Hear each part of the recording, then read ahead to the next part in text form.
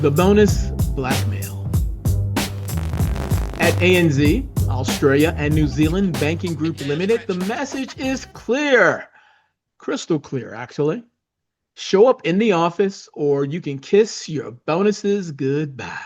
An email went out to managers instructing them to monitor attendance and reprimand staff who didn't hit a 50% in office benchmark. The policy lays it out like a three-tier punishment system. Less than 20% attendance, no salary increase. Between 21 and 40% attendance, you could lose half your bonus. Even leaders aren't safe because if they don't police attendance in their own teams, their pay is on the chopping block as well. This isn't about flexibility anymore. It's about control. Hybrid work once sounded like a progress, a post-pandemic promise that work could finally fit life instead of the other way around. But at ANZ, the pendulum is swinging back. Rigid mandates wrapped in culture talk, enforced by threats to your paycheck. And the irony? The irony is, research shows flexibility boosts productivity. Surveys of HR professionals say nearly half of organizations see hybrid work as a positive for output, and only a tiny fraction call it harmful. Microsoft's own global study found Gen Z job seekers are 77% more likely to click on postings that promise flexibility. But ANZ seems convinced that butts in seats matter more than results. And they're not alone. Banks across Australia are tightening the leash.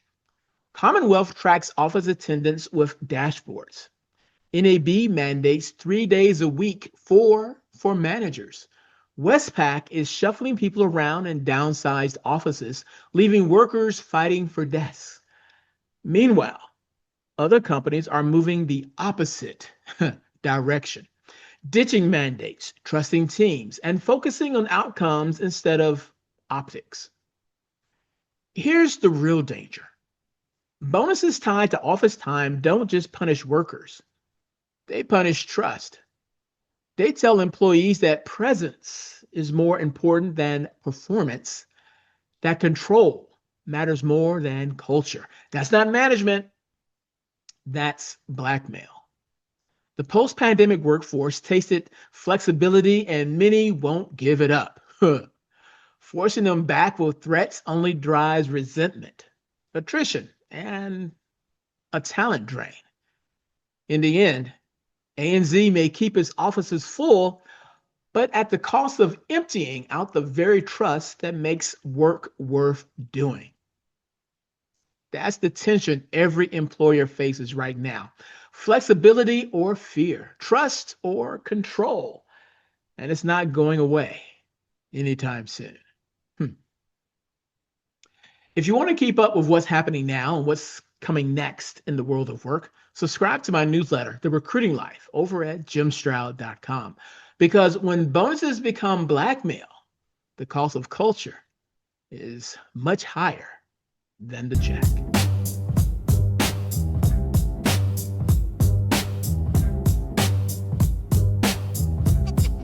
It is retro.